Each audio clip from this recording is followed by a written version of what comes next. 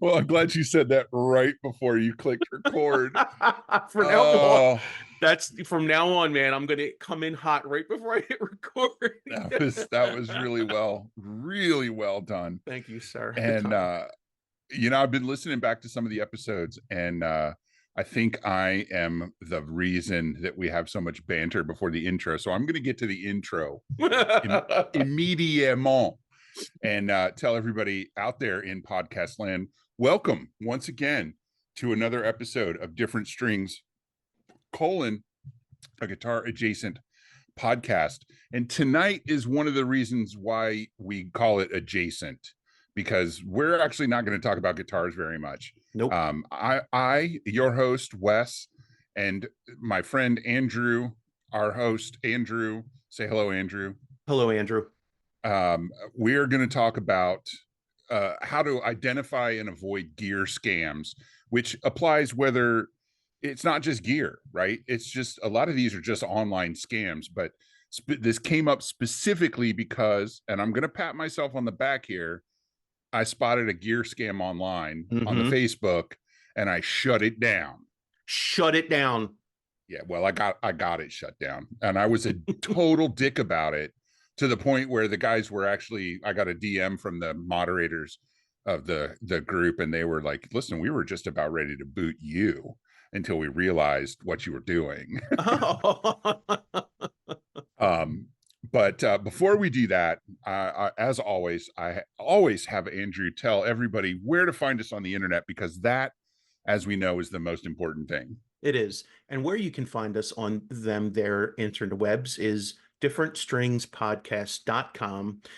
When you get to that website, you're going to find links to past episodes and blog posts. And hopefully we're going to start fleshing that website out a little bit more now that the holidays are behind us and we have a little bit more time on our hands.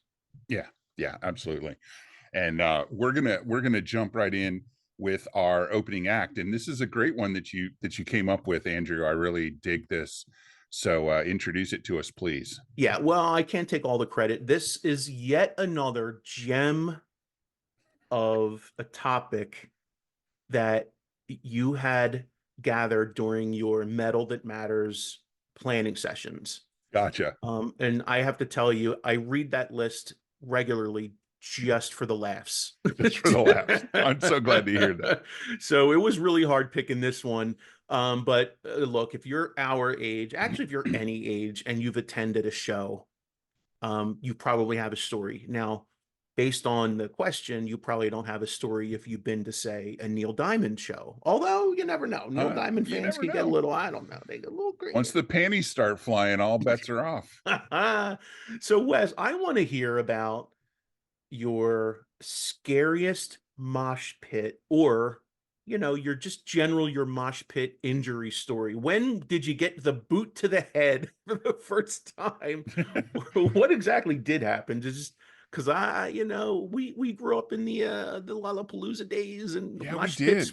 mosh pits were new when we started going to shows. I don't know if people Yeah. know how old we are, but mosh pits were a new thing, and I don't know, man. We've all gotten a Doc Martin to the face once or twice.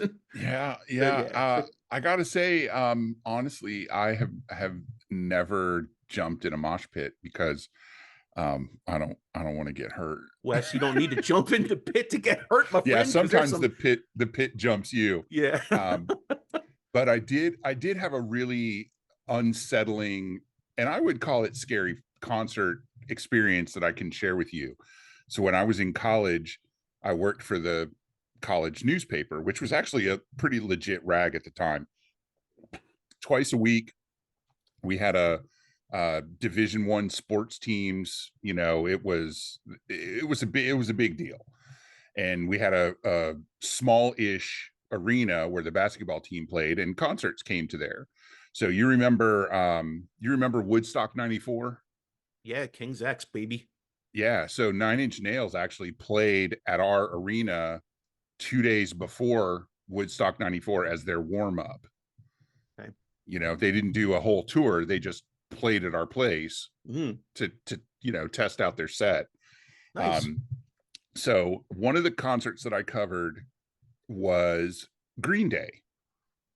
We just talked about Green Day. Yeah, we talked about Green Day on the last Music That's That cool. Matters and their phenomenal album Dookie. And so this would have been, it was after Nine Inch Nails, so it probably would have been 95 ish. So whatever album that came out that era, they were touring behind. One of the ones after, it was either Insomniac or the one after that, or Nimrod. if that's the, anyways. So the typical practice is the photographers get a pass to the very edge of the stage, and they set up a little area there behind some barriers, and security is there to make sure nobody jumps the barriers and goes on the stage. And you get to be up there for 3 songs, no flash, get out. Right. And you still have a concert ticket as well. So after the third song, they usher all the photographers out of the pit there between the stage and the audience, and you go sit in your seat and enjoy the rest of the concert. Well, during the third song, they had a breakdown, and Billy Joe's talking to the audience. How you doing tonight? Welcome to, whatever. Probably said Washington D.C. because you're not going to say hello Fairfax. And as part of the breakdown, he calls out to the people, all the people in the entire arena. Is like it's not a giant place, but it was probably at least 10,000 big, you know. Uh, to invited everybody down onto the floor. And of course, that's exactly what happened. That people pushed past the security on the stairs and all came down to the floor. Like And like the seats were on fire. yeah, pretty much. Yeah, the seats were sparsely occupied. And most of the people ended up on the floor. And of course, venue security rushed the stage to keep the guys in the band safe. Mm-hmm. And I couldn't get out Was total like I was chaos. supposed to. Yeah, it was total chaos. So basically, the security guys grabbed me, put me on a barrier, and said, "Don't let that barrier move." Hey, you're big and scary looking. Yeah, but it really was. It was intense. It was crazy. I didn't get hurt. There is nothing as chilling. You told a different story at a Metallica show where, remember, it was like the whole crowd was Die, right. die, Dude, die. there is nothing. I don't think there's anything scarier than when like literally 10,000 people are all out of control, or worse, in control and all doing the same thing. Like that's Yeah, very frightening. That the rush of people is really scary. yeah. Like, have you ever been So in like any sort of scary situation where like there's a little bit of an earthquake or a tremor and people start dashing everywhere? That total chaos is really unsettling.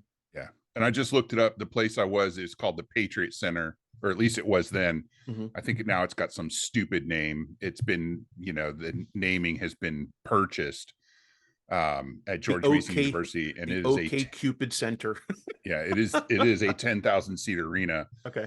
And nobody was behind the stage, so it was probably 8,000 people, Wow. but it was a lot, and it was scary. But the cool thing is I got to see Green Day from the edge of the stage Yeah. the whole show. So So not a mosh pit, not an injury. You ducked the question. Gotcha. Okay. I did, yeah, But yeah. but in ducking the I, question, still told a cool story. I could be a politician. Yeah. Way to answer, no answer. All right. So I literally have a mosh pit and an injury story, but Fantastic. I'm excited. but um I barely remember it because injury. Okay. So I'm Right. just going to tell you what I do remember. And I also, like I said before, was not in the pit. It's a mosh pit story, but like I said earlier, you don't have to be in the pit to get an injury. That's right. And when everyone starts and there's a big crowd all of a sudden doing everything all at once and you're not in that crowd, it's really unsettling. Yeah. So The it, maelstrom. yeah, so it was okay. JFK Arena. It was outdoor in Philly.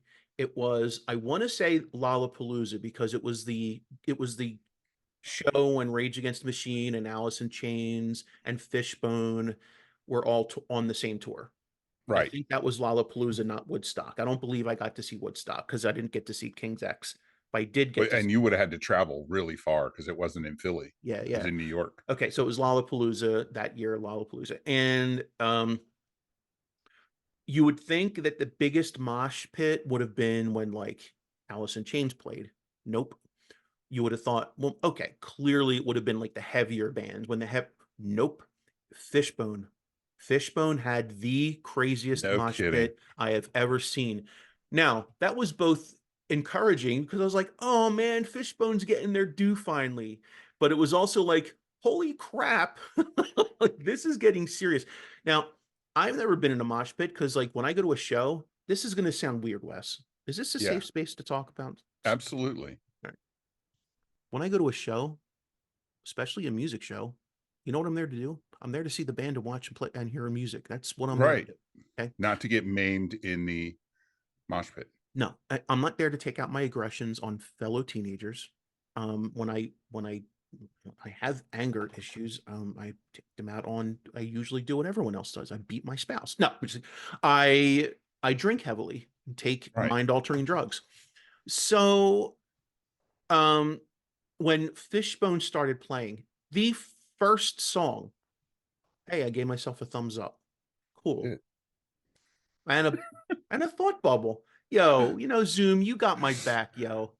Um, none of that stuff happens to me. I'm so jealous. yeah, I got some setting messed up over here. So Fishbone hit the stage and literally the world was on fire at that point. Yeah. This mosh pit broke out and I was there with a friend and we were both like, back up. We don't want to be part of this. Yeah. And, and I judge when I see people in a mosh pit. I judge. I'm like, look at this guy. His parents are proud of him. He's gonna get a he's gonna get one of those piercings gonna get ripped out in the pit, man. And so people were doing the mosh pit thing, and it was spreading quick. Like how sometimes a pit starts small and then it just gets bigger and bigger Yep. and bigger. Yep.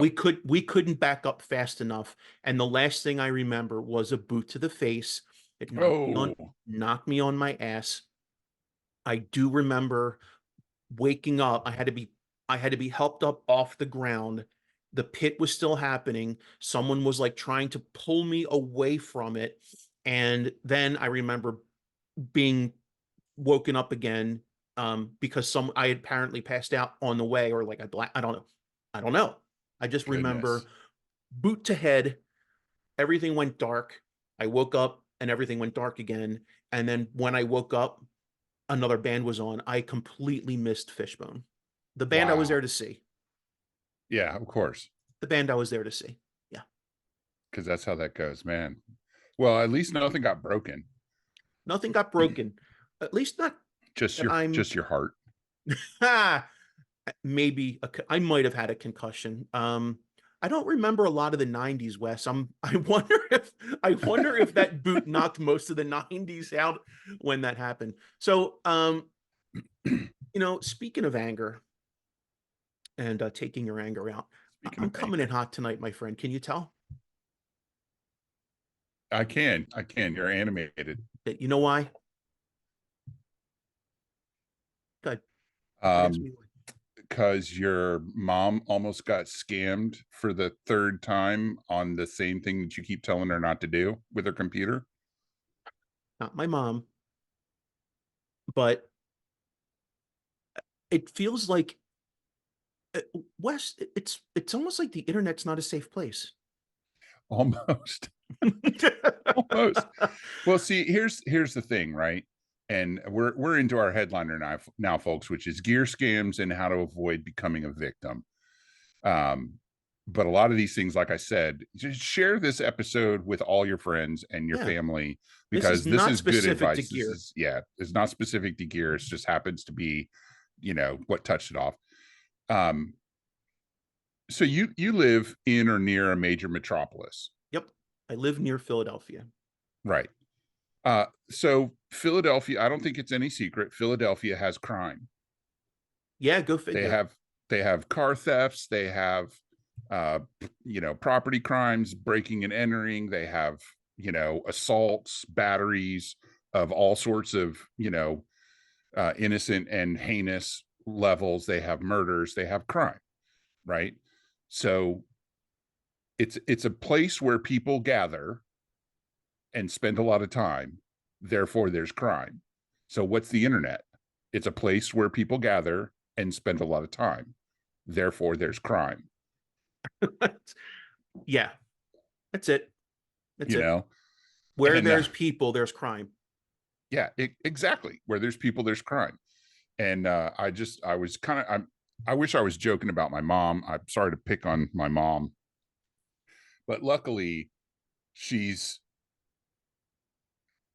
she gets frustrated when she can't fix something with her computer I remember. because yeah, she's actually a programmer from way back and worked for the government and worked on some really big projects in her day, but they were doing, the equivalent of command line programming. They weren't using Windows or Apple OS computers. They were using mainframes, and timeshare terminals and things like that. And no, this wasn't in the 40s and 50s. This was in the 90s and 00s. Yeah. So, and I don't know if you've noticed this, but Windows can be a frustrating experience when something goes wrong or doesn't work the way you think it needs to.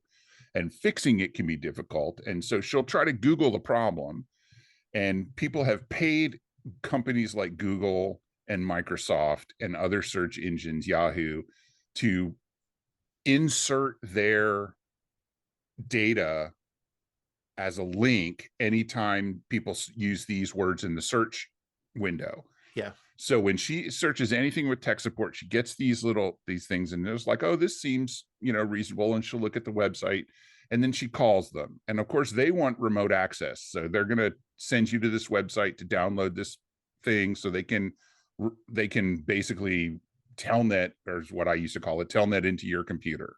I don't know what the kids call it today. Remote Remote in. desktop something. Yeah. Yeah, remote in. Right. Right. And she will let them work. It plays out the same way for an hour, and then they want money, and then that's when she calls me because she doesn't have money, Right.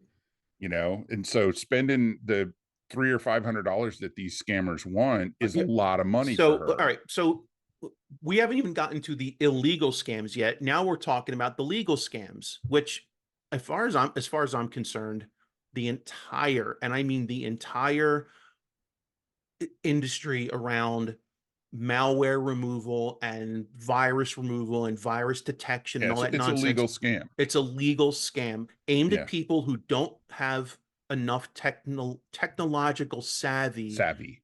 to not remove these things themselves, but to prevent getting them in the first place. Yeah, And how people get them in the first place is going to sus websites without any sort of protection on their computer, or downloading things because they're like, well, I'm going to pirate that movie because yeah, why should I pay for it? And then you open it, and next thing you know, someone owns your computer. Or even stuff that's probably like what your mom does. She goes to websites that seem legit, and these pop-up ads seem legit, and you click on them, and next thing you know, you have some sort of Trojan horse. She doesn't know that. yeah, And so these are all, it's just, it is, I came in hot because it is so frustrating.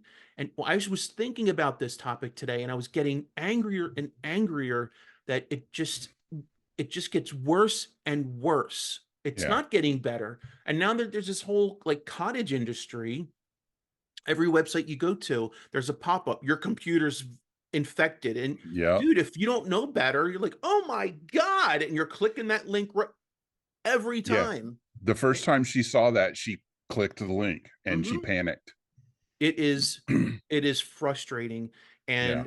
And I have been to, so your mom is not alone. No, no, and I I've keep telling her that. Yep, I read my an father. article. I read an article the other day about a lady, 30 years working for a big institution, has a PhD in some science stuff, Mhm. got took for $687,000. Oh man. And this So is a well-educated person that we can look at her and go, well, she should have known better. And that money well, is just gone. yep. Happened to my dad twice. He got Oh, taken ransomware oh twice. man. And I'll tell you that story later. Um, what's something you may not know, and I'm Tell kind me, of Andrew, what is it that I don't know? Because there is so little. um Sorry, my shoulder hurts now from patting myself on the back. I needed that. Thanks for taking me down a peg. Actually, Wes, so I work for I won't say the name of the company, but I work for a big company. A big I'm kind of a big no, I work for a big company. And one of the jobs I had in that company involved I had to have a significant amount of knowledge around fraud detection and prevention Yeah, makes because sense. yeah, when you work for a big company and Somebody's got to do that. yeah, and I'm not the only one, but I mean like one of the jobs I had so the company would frequently send out just broadly awareness training that everyone has to take because everyone has a responsibility, Wes. If you see something weird, you might want to Say like, something. yeah, raise your hand. But then there's people specifically in the company who have like more knowledge, and their job Right. is to let, yeah. I was someone who had a little bit more day to day exposure to the types of fraud and and I would say I actively pursued having more knowledge because it made me better at my job. And so every every day I'd be reading stories that have to do with financial scams. Remember you said earlier, this is not just about gear. It's not this is not isolated to gear. It is, however, unfortunately, heavily targets seniors, heavily targets senior citizens. Yeah. Um, and unfortunately, at least in my industry, a lot of scams are perpetrated by friends and family members. Yeah. Unfortunately. Yeah. And there's a lot of tells in at my industry. There's ways to tell when something is not quite right with the Yeah. customer or with the transaction. So, what I'm all of this to say, over years of seeing this and learning about this, I'm pretty good at spotting potential scams. Yeah. And yet sometimes I have to think twice. This email, it looks really good. Am I sure it's what I think it is? Is it not? Like, even I have to second guess. So that's a person who is steeped in fraud detection and prevention knowledge on a regular. And I sometimes go, I'm not sure if I trust this. Or I've gotten scammed. It's been Oh, a while, but yeah. I got scammed. So I'm just saying, like, you don't have to be a sitting duck. And if you've been scammed, it's not because you're the idiot. It's trust me, Right. their scammers are getting better and better, smarter and smarter. The technology and the tools they use. Every time there's a major breach, your information hits the dark web. And every time there's a major breach, more of your information hits the dark web. And there's people out there that have been gathering this information on the dark web for years, decades, building massive databases. So Mm-hmm. it's not it trust me, there's more information out there on you than you think. And you got to be vigilant. You just got to be vigilant. Yeah. Yeah. Absolutely. You know, I work part time now, but I used to work full time for a cybersecurity company. Um, so I probably am like you in that I am a little more aware and know a little bit more than the average person about this kind of stuff. Right.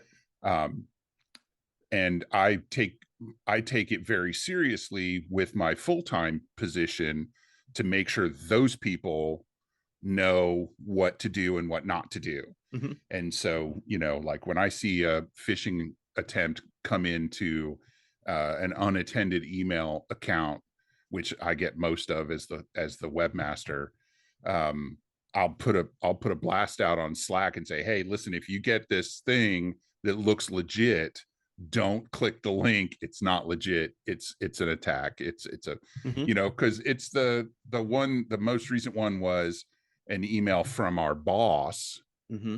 saying, hey, I've got this problem. I need you to do this thing right away. And it involved clicking this link. And he was having no such problem. Right. But it looked legit.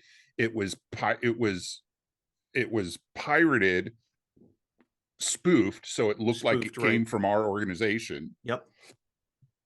you know. So and we had a problem with a guy who got scammed just this week. So it starts off here. I'm gonna Yeah. tell you the sequence of events, and I want Okay. you to tell me when you start to think it's a scam. Okay. So we have an online marketplace where people can buy, sell, trade, etc. Okay. Dude number one, our person, The person that was scammed. yes, our person that reached out to us, posts a parts wanted ad. He's looking for a specific kind of part for a specific thing.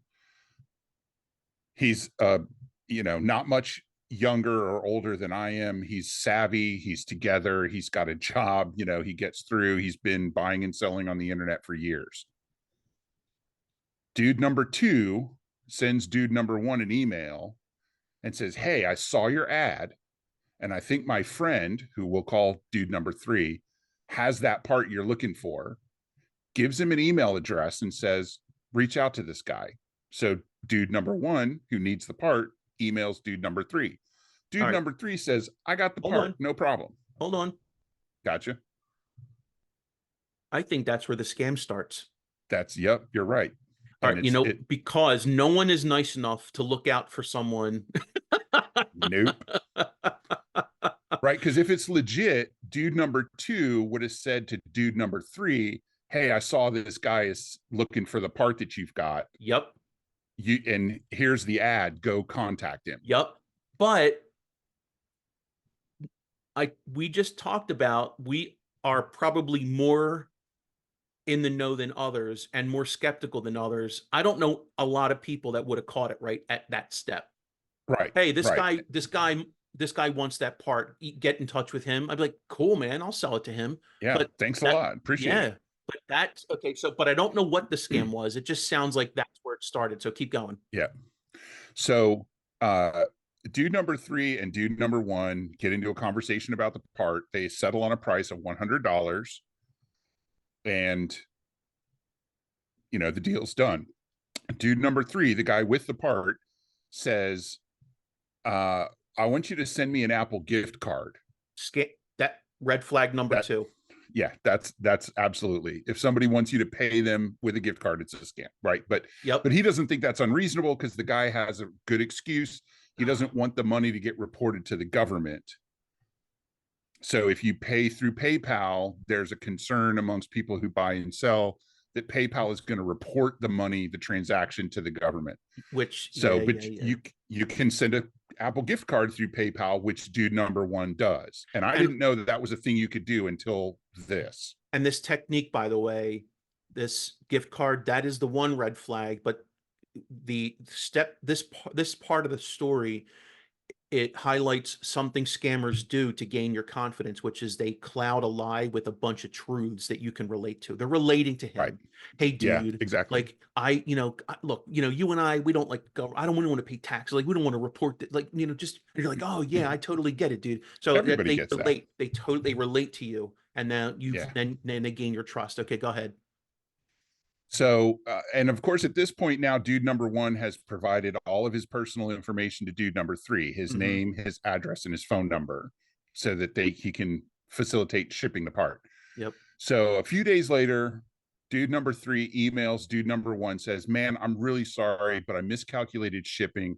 I need another $50 to make this happen. Send me another gift card." Now, Obvious. Another obvious red flag is yeah, more money after the fact. yeah. And now the guy buying the part starts to think maybe I'm getting scammed. So he reaches out to the dude who initially emailed him. Now, his mistake here is that he assumed that person was another member of our organization, not remembering that anybody can view this marketplace. It is open to the world. And he's asking someone he doesn't know if someone else he doesn't know is honest. Yeah, and that's exactly what he does. He says, "Hey, this guy wants another $50 after I already paid him 100. Is he legit?" And of course, dude number two is in on the scam. As a matter of fact, dude number two is probably dude number three. Right. with a different email address. Exactly. He Yep. says, of course, that guy's honest and reliable. So dude number one sends another gift card through PayPal. A few days later, the dude emails the guy looking for the part and says, hey, if you want your part, I need another $50. Just what? Just Yeah. now the gloves are off. Now they filters off. Like, you want this, another 50. Yeah. So at this point, I totally have that part, by the way. yeah, dude number one realizes he's getting scammed. He cuts off contact and he reaches out to report the sequence of events. And let me guess, And there's nothing they can do for him. not a damn thing, because he bought it. He sent the guy a gift card. It's untraceable. You know, like I told him to, you know, you can contact PayPal, but they're going to say sorry. You send him a gift card instead of sending him money. And here's the other thing: if you call the police with this stuff, because they will laugh at you. A crime has occurred. Yeah, absolutely. Okay, the police are woefully under-equipped to handle this, and until the amount is like in the millions, like no one cares about your piddly 150. But you'll never see that. They can't handle cybercrime at this level. They can only handle it if it gets to the level that they don't have to handle it when it goes to the federal government. Yeah. I in another article I read today about cyber scams, the person that got ripped off said they went to the police because they lost several $1,000s. It was a scam related to having a pool built. So they lost like their $4,000, $5,000 deposit, which is not nothing, you know, right? For most families in this country, $5,000 is a pile of money. And the police were like, yeah, we don't even investigate if it's less than $50,000. Right. Right. And this is a small town police. You know, imagine if you're in Philly or New York or San Francisco, they're like 50 grand, you know? Yeah. So, and the thing, I think one of the things to remember when we're talking about this is the bad guys are after one of two things. They're after your money or your personal information. And if they can get both, they win. Right? Because with your money, obviously they get your money done, right? It's victory. If they get your personal information, it goes into their databases and they can use that to attack your online accounts, no matter what they are. Or they'll just sell it. Because now they have, or sell it. Yeah. And a lot of the times they'll repackage and sell those things. Yep. You'll never, a lot of times these scams, there are often times when you've been scammed and you don't know it. Yeah, absolutely. Because they don't take your money. They just got your information, which they then sold and got that money from someone else. Like you said, they repackaged your information along with other people. So there's just, it's so many ways that you can be scammed, especially on the internet. It's not just the internet. I mean, I've had some local transactions that seemed squiffy, so I avoided them. But I've never been scammed on a local transaction. Every time I've either been scammed, which I think was one time, or someone attempted to scam me, was any variety of online, whether it was eBay, Facebook Marketplace, what have you. It's always been online. It's just easier and anonymous, and the technology makes it much easier. Yeah. So we're gonna go through a bunch of different types of scams, tell you how to identify them, and tell you how to avoid them. And I'm going to tell you right up front, ladies and gentlemen, a lot of times the way to avoid these things is to just not do them. So you need to be able to identify them so that you can not do them. Right. So, and I'm going to also say, there is always time for due diligence before a deal. You can always do your research. If somebody else buys the thing, then you find another one, right? There's nothing in the guitar world that you're going to buy online that you can't buy another one of sooner or later. If it's a priceless, irreplaceable vintage guitar, fly there and pick it up. You're not buying a $30,000 or $50,000 guitar over the internet. You're showing up with a cashier's check and buying it a seat on the plane. So Some of the easy indicators are: is it a brand new fresh account with no posts, no conversations, no nothing? Probably a scam. Uh, um, Specific to like forums, like gear Forums and page, social demo light. media. Yep. Okay. Yeah. uh an account with zero feedback, a seller's account with zero feedback, could be a scam. Mm-hmm. A foreign seller, no matter where you are, if it is a foreign seller, somebody not in your country, could be a scam. Right. Is the deal too good to be true? Could be a scam. That's the one, and the hardest one to say no to, Yeah. because we all want to believe that we landed an amazing deal and bought something from someone who didn't know what they had. And I'm telling you, Yep. the only time that's true is an estate sale, when someone is selling some busted up old Martin, not realizing what they found in their Yep. grandfather's attic. And That's and we're gonna start there because that's what Okay. inspired this. Okay. And again, if the listing has stock images, it could be a scam. Now, Ooh, it might not be. okay. I like this one, that one, because folks, reverse image search is your Yeah. friend.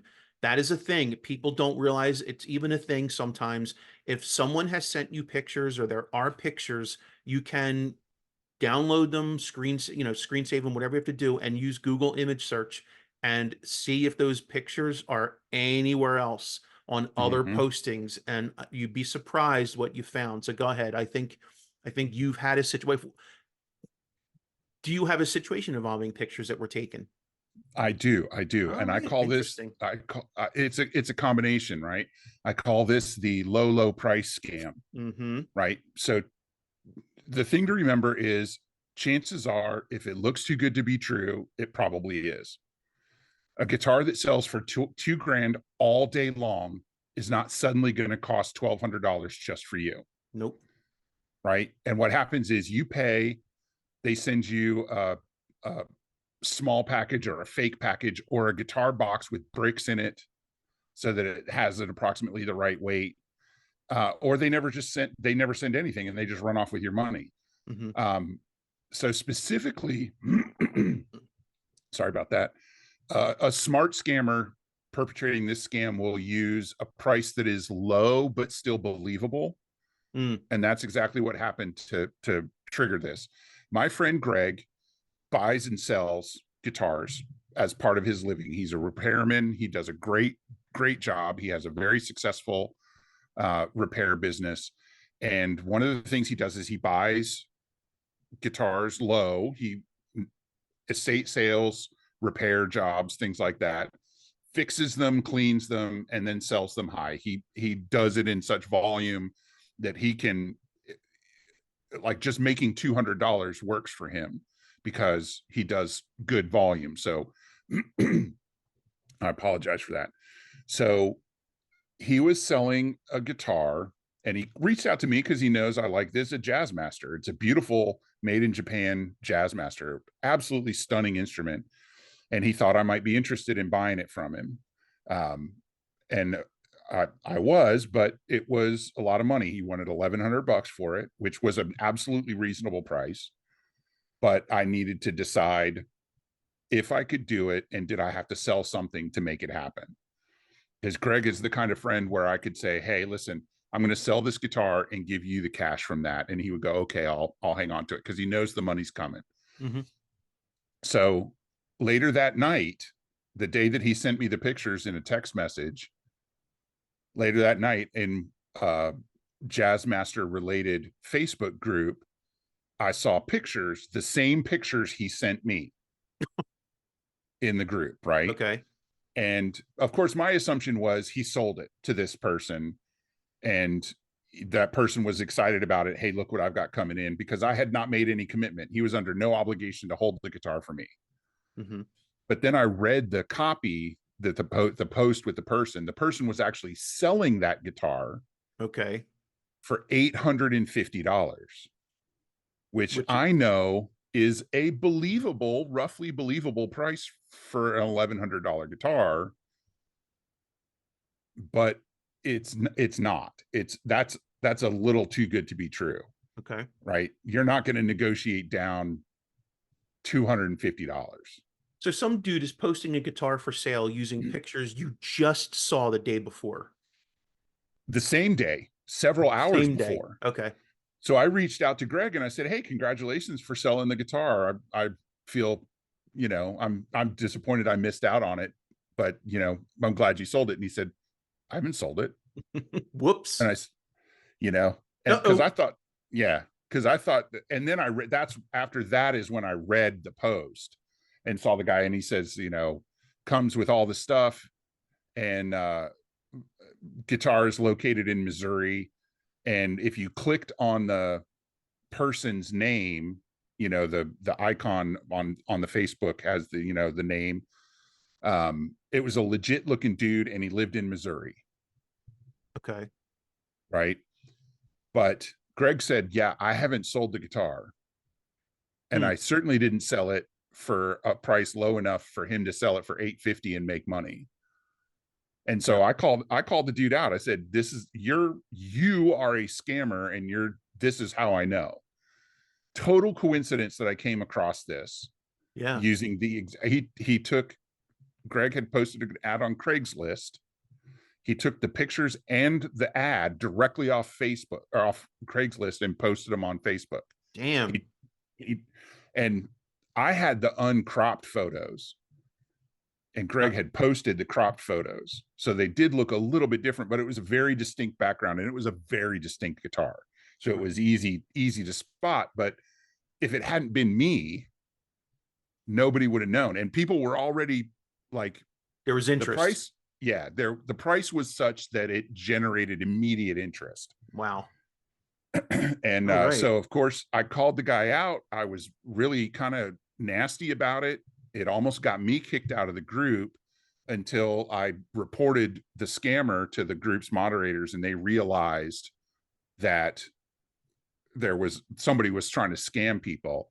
And Huh. as it turns out, the account that was posting the scam ad had been hijacked. Oh, so it was a legit account, but it had been hijacked. Right. It was a legit Wow. account. Yeah, but it was hijacked. Okay. All Right. right. So it was total coincidence and total luck that I spotted this scam and was able to get it shut down. But the moral, right? The solution is, don't believe things that look too good to be true. They're probably not true. Right. And I'm going to throw in a pitch for always use secure payment methods. A gift card that you purchase through PayPal is not a secure payment method. No, no, it is not. Excuse me. So you want to take the next one, or you want me to just keep rolling? Yeah, keep rolling. All right. So going back to the part scam that I was telling you about at the top, I call this next one the middleman scam. But Hmm. I want to be fair. It could also be a middle woman scam. Or a middle then scam. Right. Because, people who did not identify as cis straight can also be scammers, That's right. And you also know, dickheads. right. And it works just like that. The more common I've seen this a lot on Craigslist, where I get contacted and say, "Hey, I really want to buy that for my son or my father, but he's deployed overseas right now. So I'm going to pay for it and have you ship it to them." Red flag, right? Reddest flag. Red of all red flags. Yeah. Reddest of all red flags, right? My son's in the military. Right. And they're playing on your, "Oh, thank you for your service," right? Well, if you're in America, sure. Yeah. So, they send you payment, but they want you to ship it to a third party. You ship it in good faith, and then you find out that the payment was counterfeit, but you already sent the item. You can't get it back. Or Hmm. if you're buying something, you pay some and they want more. And since you've already got money into it, you feel like you got to keep paying In, more. in for a penny, in for a pound. Right. So whether you're buying or selling, cut out the middleman. Do not deal with anybody but the person who is selling or buying your item. As soon as you hear there's a third party involved, Punch just out. stop, punch out. Yeah. So Yeah. even that first story you told, Hey, I know a guy who would want this. Oh, that's great, thanks. That third party, nope. Yeah, Also, never get in the car and go to a secondary location. Just saying. that's right. Okay, You get killed at the secondary location. exactly. Just no I've gray seen area, it instant happens. death. It happens on every cop show. Yeah.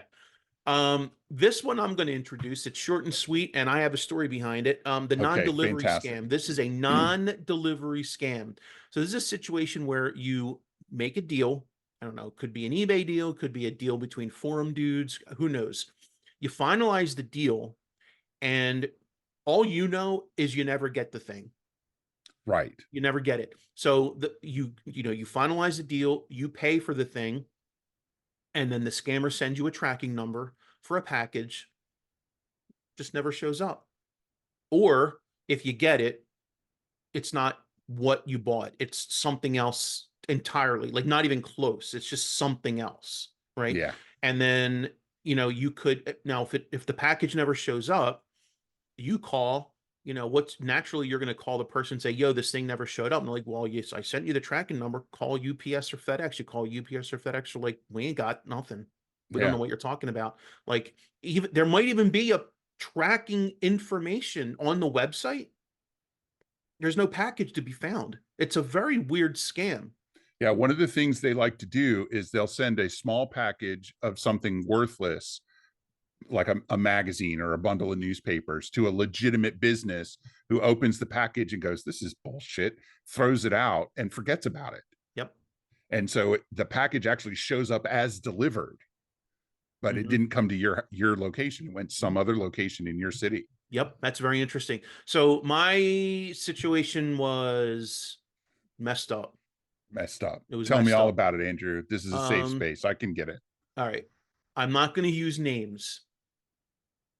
Would you agree that I should not use I names? agree that you should not use names. All right. Um, so back in the day, Rivera was making some killer amps, and they happened to make an amp that I really wanted, and it was extremely rare. It was called the Rivera Rake, which was a 50-watt head. They also made a combo version called the Jake, Mm-hmm. and Phenomenal amps. really just chef's kiss amazing. Um, Someone on the gear page happened to be selling one, and I won't say the price was too good to be true. It was a reasonable price. Right. Okay, I paid a reasonable price for a used amp. There were pictures, the whole 9 yards, and I sent a legitimate payment to the person, um, and it I got tracking number, and the thing just vanished into thin air. No. Vanished into thin air. Never saw it. Um, UPS never saw it. They don't know. They didn't know what was going on. Um, so it was not meant to be, Andrew. That was not the rake. I was not going to get that rake. So the seller, let's say air quotes, the seller wasn't able to work with the shipper to trace the package. It was just gone. It was just gone. Damn. That really sucks, dude. Yep. But that's one of the ways they get you, right? Yep. I would venture to say that they never sent it. It's entirely possible. And had it been a person that I didn't know and like, I might have demanded a refund. Like, hey, I wound up, I paid for an amp I never got. And he's Yeah, like, well, I sent you an amp and now the amp's gone. It's not like I can resell it. that's right. You kept the money.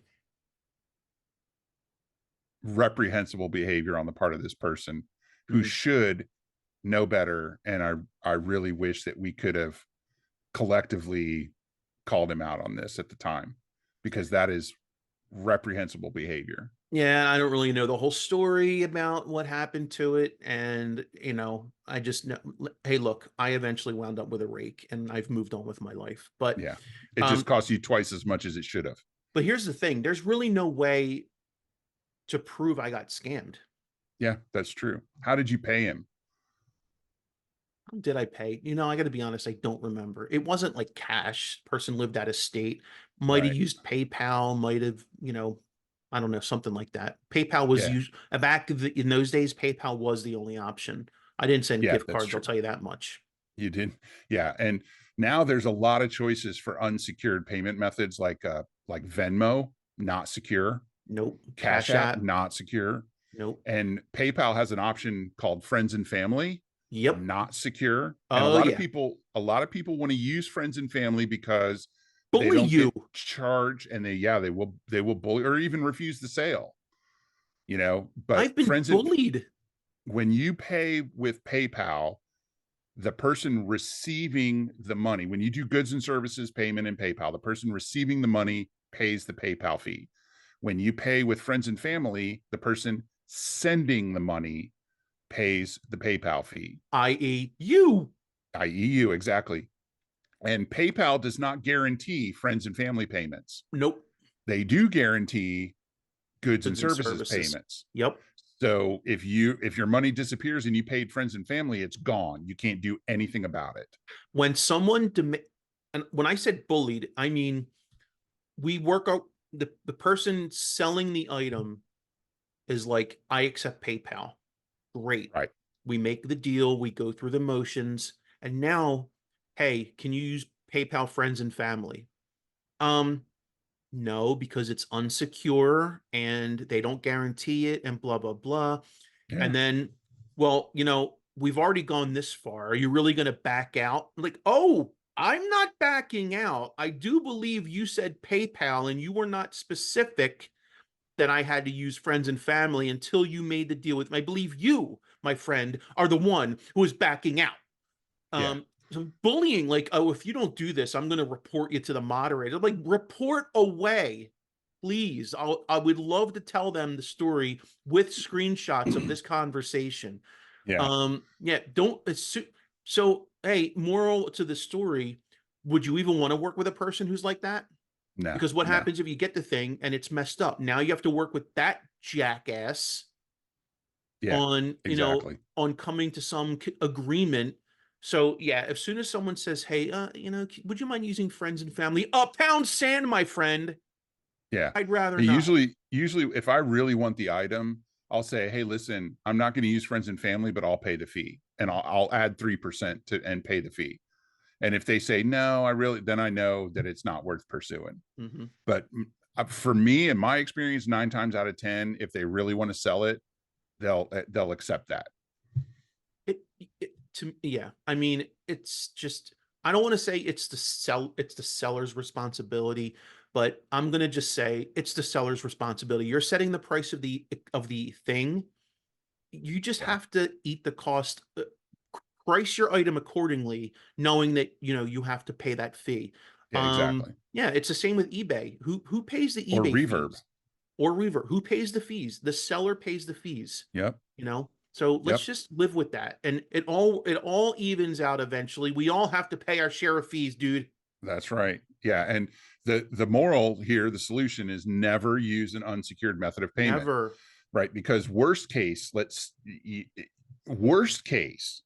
if you used your credit card, you can involve your credit card company, but that can be a pain in the neck It can be. because you got to tell them all the stuff.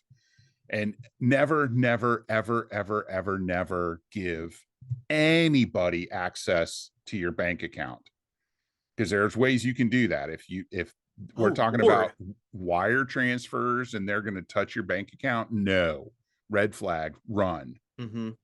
run and report, R&R, run and Yeah. report. Yeah.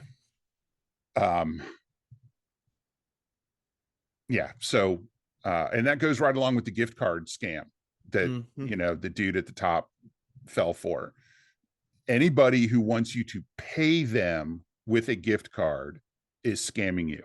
It's called a gift card because you give it as a gift, not as payment.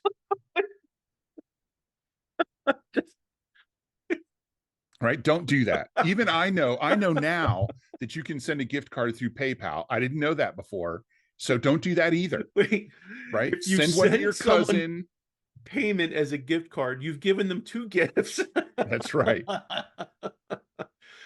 Yeah. So send a gift card to your cousin, not to somebody you're buying something from. Oh, man.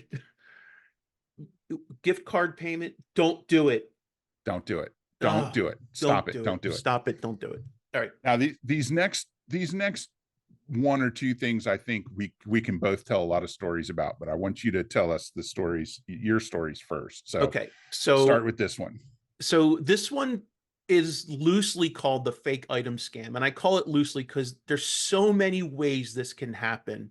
Yeah. It's We not could always we could also call it the faulty item scam. right, exactly. So here's the deal. Unfortunately, you may not even realize you've been hit with this one until, well, not only until it's too late, but until it's been like months or even years Yeah. after the fact.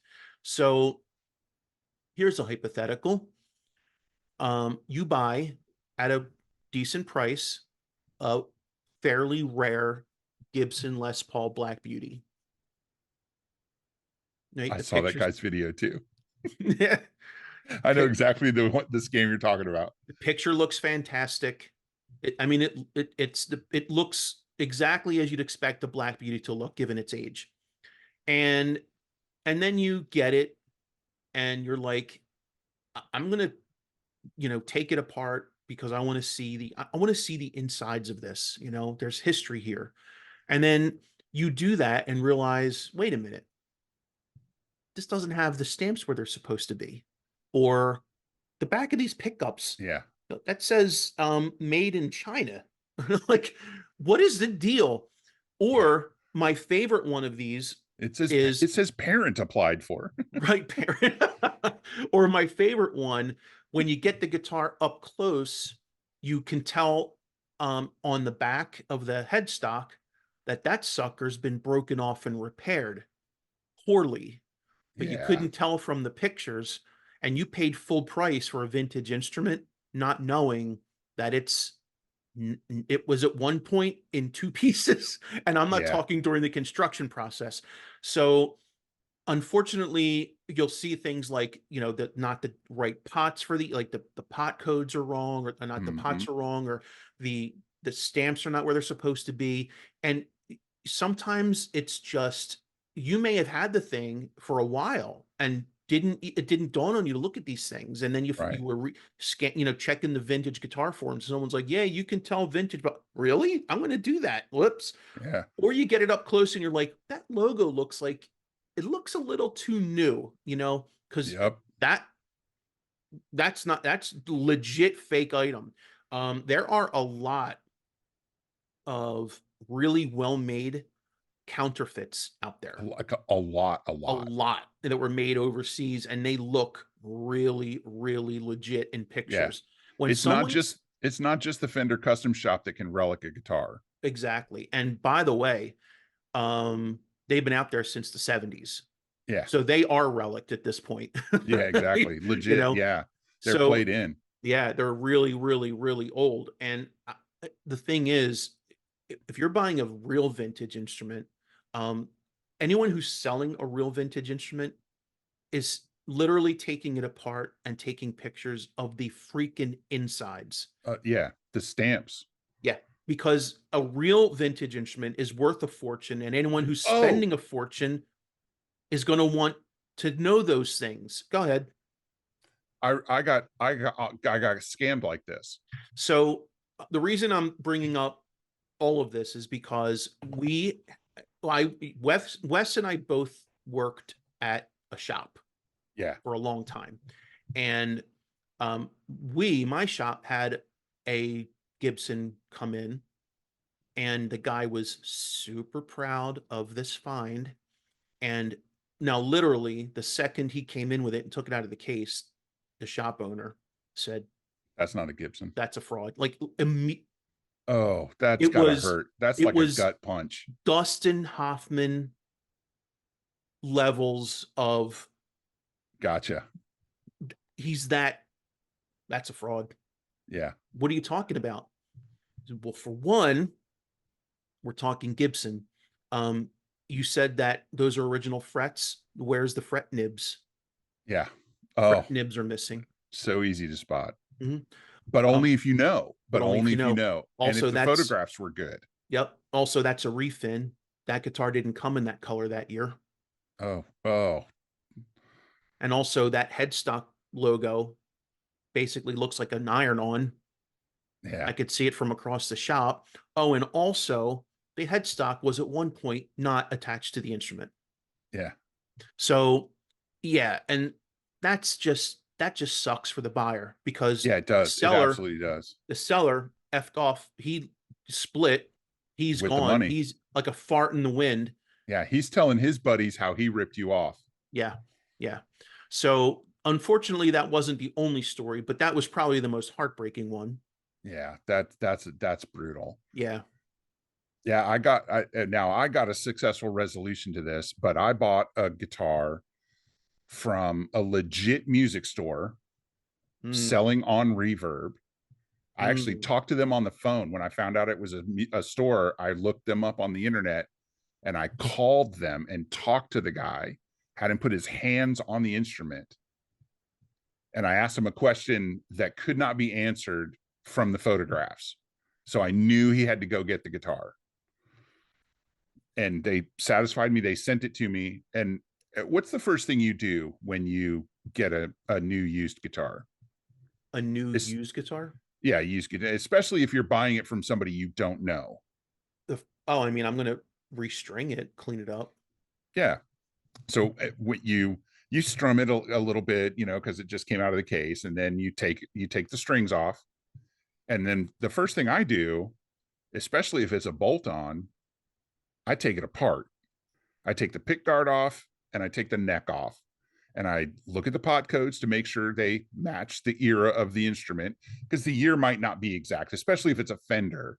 They fill these bins with pots and they pull them out, and your pot could be a year in either direction from the Mm-hmm. actual year of your Sure. guitar. But I'm looking at the heel of the neck for the stamps and the stickers now that they put the little barcodes on it. I'm looking at the body cavities, and that's the first thing. And number one, it arrived, it had rusted strings on it. And that is a red flag every time if you're Mm-hmm. buying from a store, especially. Mm-hmm. A store should never send you a guitar with rusty strings. A dude, yeah, maybe. But a store, in my opinion, no. So it had rusty strings on it. I took the strings off, I took the neck off, and it was instantly obvious to me that they had taken a body from the guitar that I wanted Ooh. and put a neck from a different Strat on it. Oh. Right. And it was so easy for me to see it because it was stamped, bam, Highway 1. And I did not buy a Highway 1 Strat. Come on. Yeah. I mean, and it wasn't even close because the guitar was a 1998. Well before the highway ones. Yeah. The Highway 1s didn't come out, I think, until 2002. So there was no way it was a Highway 1 Strat. And I didn't want a Highway 1 Strat. I wanted the 1998 for Mm-hmm. a very specific, I wanted that color, Mm-hmm. Yeah. and so luckily I reached out to the people and they, you know, understood.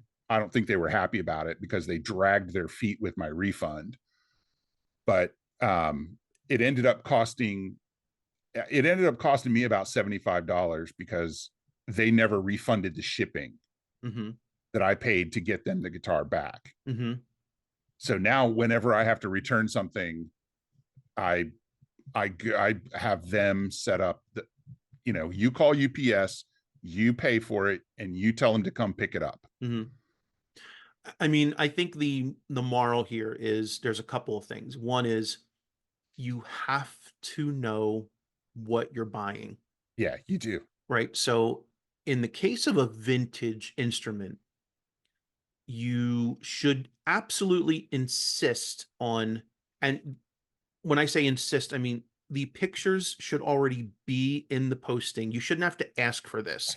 You should. Anyone selling an instrument of a vintage caliber should already know, take pictures of everything. Everything. It should be, the guitar should be apart. Everything's coded. Like, you should not have to ask for extra pictures. Yeah. and you should know what you're buying. So when you're looking at these pictures, you should know if something doesn't pass the sniff test. If you yourself don't have the eye for that, then you should be telling a friend who does, like my friend who could spot a fake a mile away. Hey, can Yeah. you look at this posting and tell me if there's anything off? Yeah. Okay. Now the one upside to this, like I could have kept that strat. You could And as a have. matter of fact, I tried to keep the strat. I reached out to him and said, "Hey, listen, I'm happy to keep it so we don't have to deal with a refund or shipping or any of that stuff, but I want you guys to give me back $150 because we both know that a Highway 1 strat is not worth what this one's worth.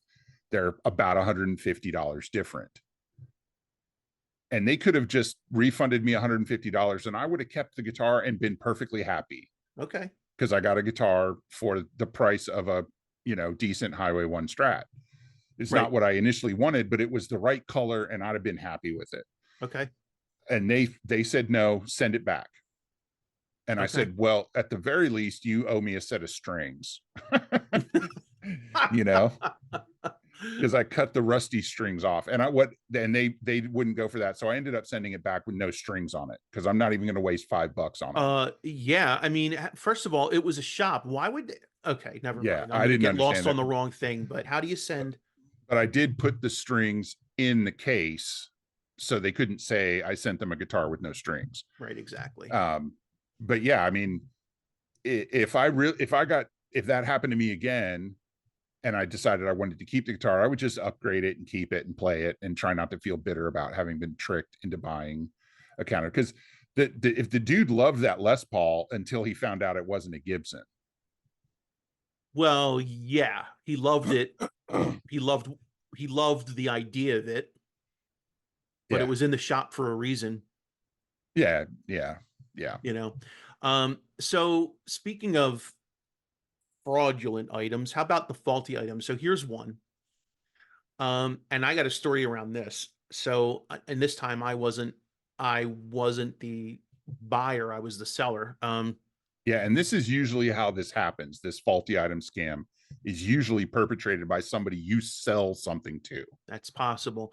So this can happen if a seller sends you an item that's non-functional or broken from the jump, Yeah, or you're the seller and you sell something and the person gets it, and then after they get it they tell you it's broken or not functional, and they want a refund. yeah, They want a refund. And then you start to get the refund going and then you never get the thing back, or yeah. they want money back. They want to keep the item, but they want money back because they're like, well, I'm gonna Like I have did. to, yeah, I'm gonna have to get this thing worked. So, you send me some money to make me happy. And this happened to me. Um, so years and years and years and years ago, Seller or buyer? I was the seller Okay, on eBay of a Mesa dual rectifier, which by the way, as heads go, great. and heavy. Yeah. Okay. This Oh, thing, dude, I have a combo. The thing's got to weigh 150 pounds. it's ridiculous. So it was literally mint condition. Mint, mint, mint. It never left the house. I assure you. It Yeah. sounded great. It played great. Now, the problem is it's a tube amp. Yep, it And sure is. and even the best packed amplifiers can suffer from um let's call them UPS love taps. Right. Okay. Yeah, the absolutely. the UPS love tap, where they drop it off the back of a truck, Yeah, you know, twice. yeah, and roll it up your driveway. Oh, that's a story I'll tell you sometime. Um, so, um, yeah, I I took the tubes out, and by the way, take the tubes out. Yeah, Okay, I packed and shipped the tubes in a separate box, and I smart. covered the charge for that Yeah, because I didn't have factory packaging. Okay. Now, when Mesa ships these, they ship them with the tubes in. However, they ship them on a pallet. but Yeah. and they get the professional. You're getting the the commercial version, which is they drop it off the back of a truck. So took the tubes out, put them in the JJ sockets, shipped the tubes in a separate box. Then I had the amp packed like it was a living, breathing human being, Yeah. double boxed, it like it was alive. Okay. The guy gets it, and he immediately, one, tells me it's broken, doesn't tell me what, just it's broken. I want my money back. Yeah. I said, "What's wrong with it?" Well, it squeals. Okay, well, it's one of the highest gain amplifiers on the fucking planet. Is it possible you're standing in front Standing of in it front of it. with three drive pedals on? Like, can you be less specific? Yeah. It squeals. Okay, well, it didn't squeal when it left here, Yep. and now you're telling me it squeals, and I can't hear it. I can't. I'm not witnessing that, so I don't know what to tell you. Like, also, there's damage on the sides. Oh, No, there's not. there's structural damage. So he sends me pictures of the side of the amp where the Tolex is slightly ripped. Okay. So I said, okay, can you send me pictures of the box? Because let's face it, it how would the Tolex rip Yeah. if the box is in good condition? Like, you can understand that the box takes a massive hit and maybe something jiggles loose, like a ground wire or something, or a Yeah. tube. Yeah. But you're telling me the Tolex is ripped? I Through want to see two the boxes box. and padding. Right. The box, I threw the box away, but I sent you a picture. I said, well, I see a picture, but I don't see the serial number of the amp in the picture. How do I know that's my amp? Right. And they want you to trust them. Well, why not? Why wouldn't you trust a total stranger who's asking for his money back for a broken amp? Yep. And so I said, well, here's the deal. I mean, I was really, this is a really long time ago before I got really savvy. Um, I was worried that my reputation on eBay was going to take a hit. So I'm like, well, I want to make this guy happy, so he just leaves me alone. I'm like, well, Right. I said, you threw the boxes away, so now you can't even ship it You can't back even to ship me. it back. Yeah. I said, so I said, if you can send me a picture of the Tolex ripped, but also at the same time with the serial number in it, or like a picture of today's paper, or if you could send me a picture or a video of you playing the amp and let me hear the squeal, or take it to, if you take it to a legitimate shop. Like, basically I put the ball in his court. I'm like, you do the legwork. You take it to a repair shop, have Yeah. them send me a bill, like, because a repair shop, I would have to trust that they're not just going to scam me unless it's a friend of his. Yeah. Exactly. Um, so he, at that point, he said, well, I'm just going to live with it. I'm just going to live with it, which Making is a you good, feel bad. which is a good thing. No, because when I looked at the picture of the amp he sent me, um, it wasn't even a Mesa amplifier. Nice. It was a Marshall. Yeah. The So side he of the was, amp, the he was, Mesa had that smoother. yep. Okay, Mesas have that. Marshall has like a more textured. You if you've been playing guitar as long as I have, and you can't tell the difference between Marshall Tolex and the Mesa, you got a Yeah. problem. Yeah. So he gave up. He gave up. Good. Yeah. Good. Yeah. I had But a similar thing. I sold a Gibson. My last Gibson is an ES 137 custom. I sold it on Reverb. And the guy I sold it to asked a bunch of questions because I had made such a detailed listing. I had a picture of every flaw. I'd had the guitar refretted without the nibs because that's stupid. If you're going to refret a guitar with binding, don't, yeah, just get rid of the nibs. I had pictures, I had everything, right? The listing was warts and all. It was extensive, it was expansive. The guy asked me a bunch of questions, and then, like a week later, he bought the guitar, and I packaged it up and I shipped it off to him, and I got a message the day after it arrived saying, hey, the Veritone switch doesn't work. Right? It has a Veritone control on it that is basically like a tone pot with with switch points instead of a smooth taper. In addition to, it's on BB King's guitar. It's I don't know why I never used it. I left it in one position. But right before I packed the guitar, I set up my iPhone on a tripod and I recorded a video of me playing the guitar, operating every single control. And then I unplugged it. I left the video running, put the guitar in the case, put the case in the box, the packaging, the whole 9 yards, taped it up, and then sent the guitar. And so when this guy came back to me and said, "Hey, the Veritone switch doesn't work," I said, "Well, something must have happened in shipping. I'm going to start a claim with UPS immediately because I insured it for the full value. I'm not messing around. If UPS destroys my guitar or his guitar, I want to get all of my money back, or for what the guitar is worth." So he was like, "No, no, no, don't do that."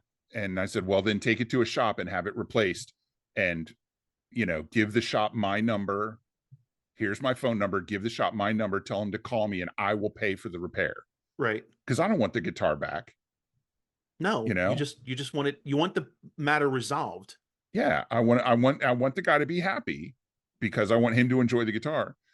And eventually, after many back and forths, he said, "Well, I was going to take the Veritone out anyway, so it doesn't really matter."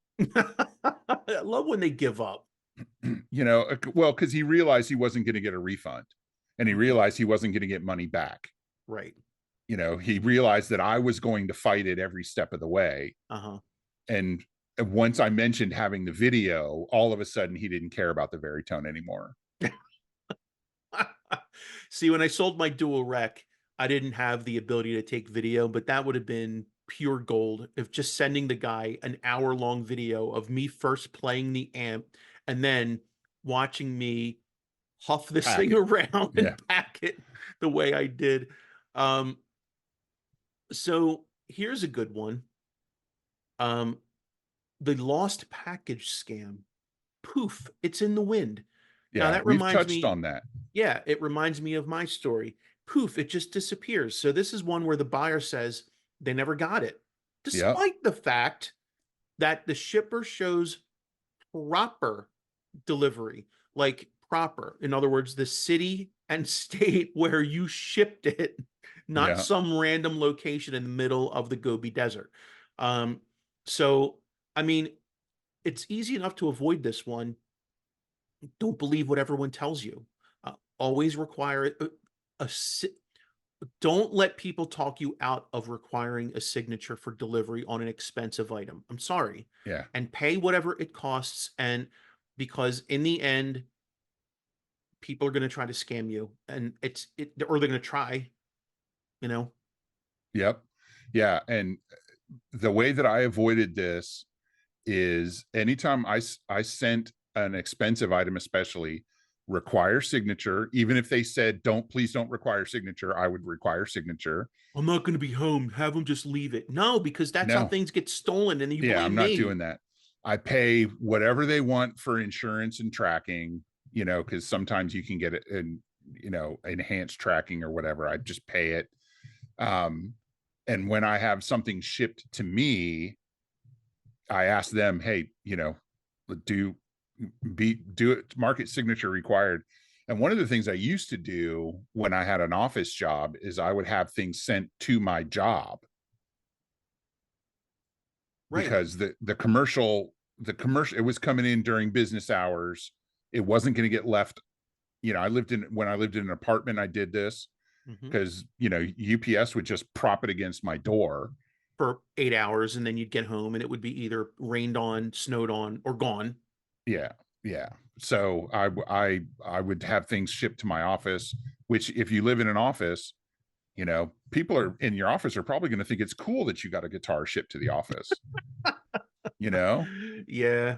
I now that we work from home, it's a delight, but let's be honest, like back in the day, I used to fight with people about, dude, not only am I not shipping this without signature required, but if I'm buying something, I don't want it until Saturday.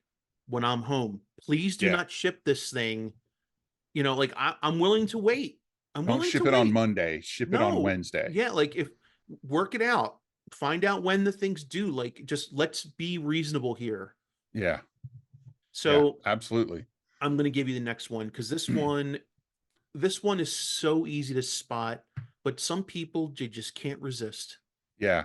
I call this the overpayment scam. And it's Mhm. one of the most well known scams. It's the one that probably most people already know this is a scam, right? You sell something for $800 Mhm. and they send you, they say, oh, I'm going to, send payment, and they send you $1,000. And a lot of times they'll do this by sending some kind of a physical payment, a money order or a check of some sort. And it might even look like a cashier's check, which is typically safe. But they send it to you for $1,000, and then they say, "Oh, well, just refund the money back, the overage, just refund it back." And so you send them a refund because you got more money, right? So you send them $200 back, and then you've deposited the check, and your bank calls you a week later and says, "Hey, this check is not legit, or this money order is counterfeit," or whatever. So not only are you out your item that you sold for $800, but now you gave them $200 on top of it, cash, right? You're This is muted, man. this is not only a common scam um in the gear world, but it's a common scam in Period. general. Yeah. And yeah, there's stories about senior citizens receiving letters. Yeah. Um, hey, my so and so is trapped in so and so, and here's literally in the letter, there's money. You deposit this, and then please send us a money order or a Yeah. cashier's check, but only send half. Like just Right. yeah, so here's our money, here's our check. Please deposit this and then just send us half of that. Keep the rest for your inconvenience. Yeah. And you're like, Exactly. great. So they go to the bank, deposit the check, go home, write another check, send them half the money, and then the bank says, this check is bogus, you're effed. Yeah. Very common.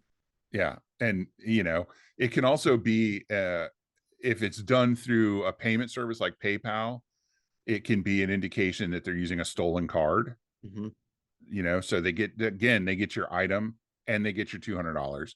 So if you sell something and you get a payment above what the price was, refuse the transaction, do not accept it, refuse whatever, don't deposit the money, walk away, Mhm. don't, et cetera, et cetera. Yeah. Here's one I That's never just, heard of. The prepaid label. What?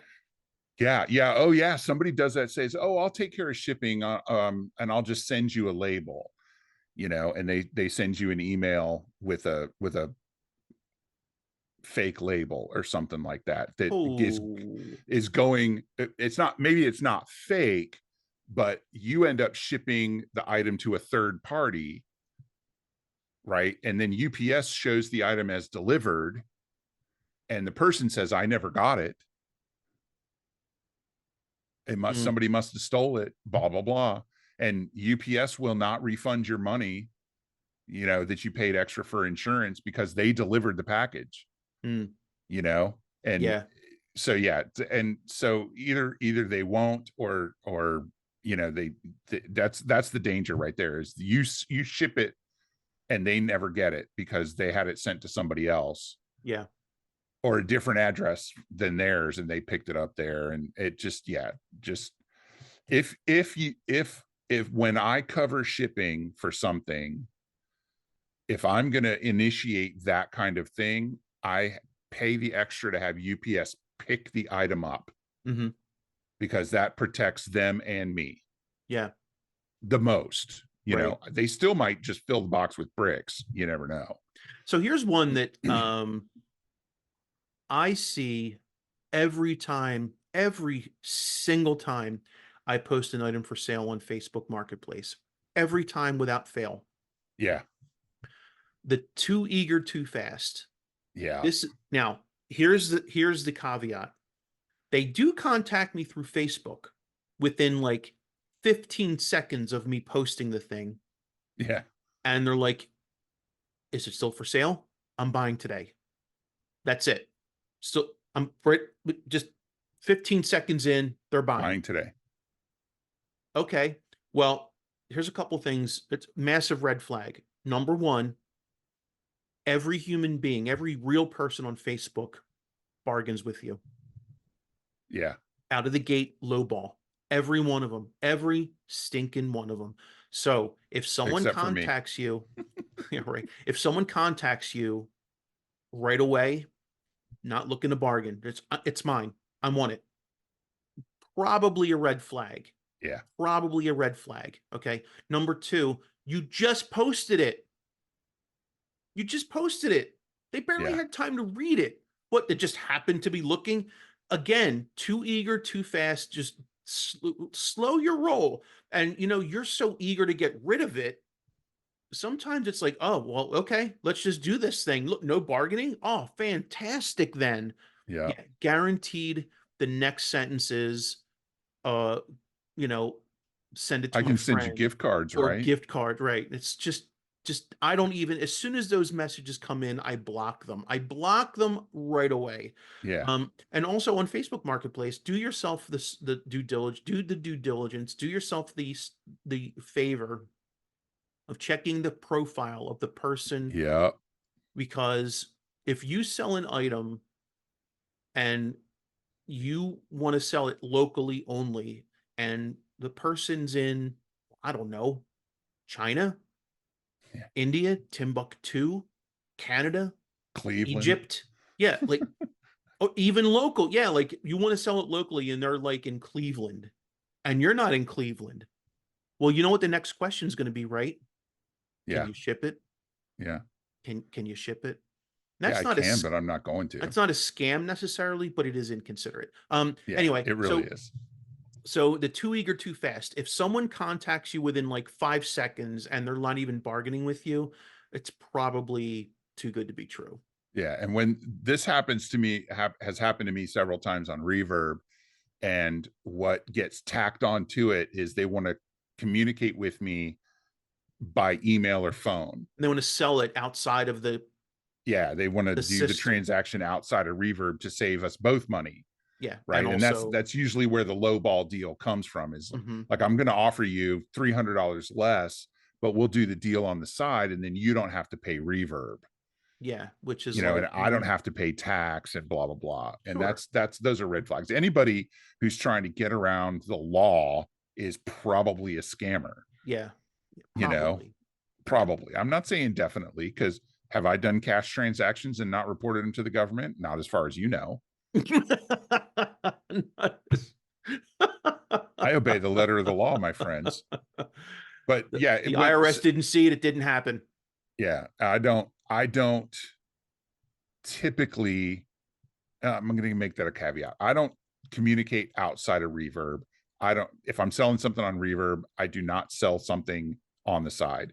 Now, I will say that I bought an item off Reverb that I found on Reverb, but it was local.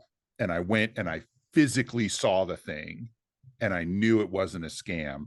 And because it was my custom shop Jazzmaster, to be Oh, perfectly honest. but I've done that too, where like someone posts something for local pickup, and you're like, well, I'm literally just going to drive to your shop. So when I get to the shop, I'm just going to buy it there. Yeah. And he just took it. I don't think there's anything wrong with that. You drove to the shop, you saw the item, you paid the guy. You're just a customer. Yeah. And it's on the seller to report to Reverb that they sold it through Reverb. It is. They Didn't have a know. thing when you mark an item sold, they said, did you sell this locally or whatever? And they're trying to get their money, and you used Reverb, you used their resources. Theoretically, you owe them money. I don't know if the guy paid Reverb. All I know is I went to his house, played the guitar, gave him cash, said thank you very much, And and left. by the time I got home, the ad was down. Right. Hey, you there's know nothing wrong with that. but yeah, but if it wasn't local, I wouldn't have done it. If the guy lived in Cleveland. Pittsburgh, Cleveland, I wouldn't have done it because it would have involved shipping, and then it's a whole thing, and all the protections are gone. Right. See, by doing it, that face-to-face cash deal, everybody was protected. I got to see the item ahead of time, and he got the money for sure. And you had his address, and if you didn't like the And guitar and I had his address. you found out it was a phony, you could have gone there to talk sense into him, as it were. Yeah. Yeah. Well, I'll tell you, I knew I was gonna negotiate with him. I was not gonna lowball the guy because the guitar was great. Yeah. But when I first got there, I spent like 5 minutes playing with his dog. Oh. And so when I made an offer, he didn't even come back at me. He just said, "Yeah, okay." Yeah, my dog likes you. Yeah, my dog likes you. All right, so I'm gonna let you take the next couple.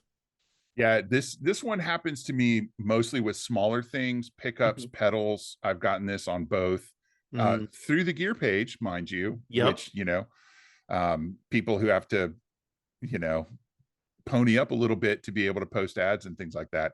They want to try it out. Send it to me, and if I like it, I'll buy it. Yeah, what are you, Sweetwater? Yeah, what are you, Sweetwater? Yeah, they keep it and they don't pay you, and you got no record, and you just get ripped off and you lose the thing. This is the world we live in. Everyone expects you to be Amazon now. Free returns. Yeah, overnight shipping. And I always say the same thing. I will send it to you, and you can try it out. And if you don't like it, you can send it back, but you're giving me money first. I'm not sending it to you on spec. Right? Yeah, come on, don't do that. So, and there's a kind of a new one that is, and I've read about this. I have not experienced it myself. And I call it the asking for your phone number scam. And it ties in with the verification code or the more information link scam, right? The buyer or seller, whoever, not you, wants your phone number, and they're either going to send you, or they're going to like do a verification code, or they're going to send you a link, and they're trying to fool you into making you think they're trying to make sure you're a real person. Right. And not a scam. They're basically scammer. Yeah, they're basically trying to get you to prove that you're not a scammer, which makes you think they're legitimate and they're just nervous. Right. And so it's a really sophisticated scam, because what they're actually after, and this is, I've done a little bit of digging into this through my part-time job. So what they're really after is your information. They want your phone number, and they're trying to gain access to your wireless account. If they also happen to get your item or money, that's bonus. But what they're really after is your account information. Because they want to use your phone or your computer as a bot.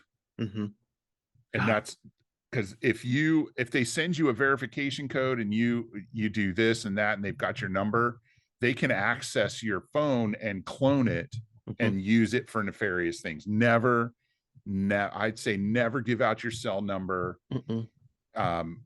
But sometimes you want to talk. If anybody ever asks me for my phone number, I say, tell you what, you give me your phone number and I'll call you. And then I find a landline. What? A landline? Yeah, there's still places.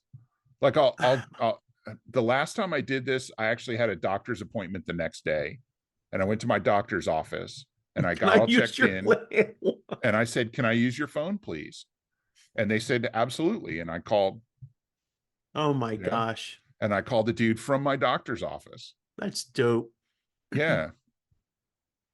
I mean, because I'll talk to you on the phone all day long, but I'm not giving you my cell number if I don't know who you are. Yeah, please don't do that. There's so many other ways to communicate with people that don't involve you giving out your personal information. Yeah, I like to do a Zoom.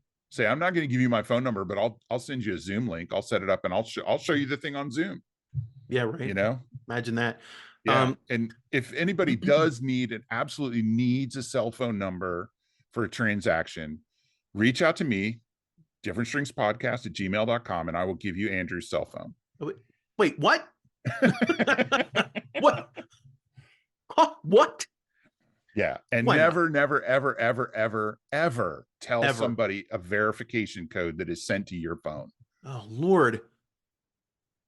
Yeah, Don't, what did we say earlier?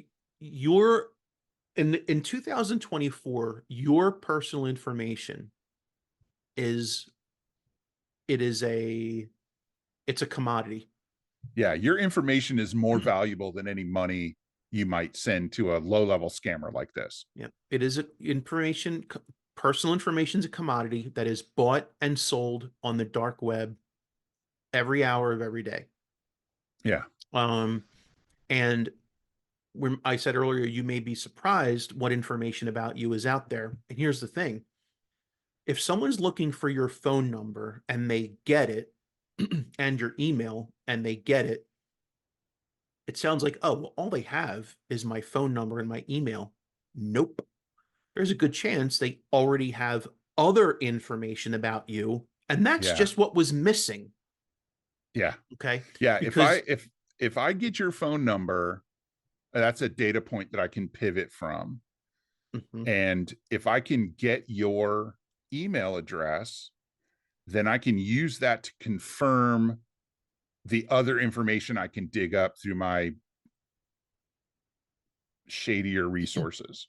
So picture massive databases, right, out there on the dark web where your name probably exists a bunch of times in various ways, shapes, and forms. Yeah.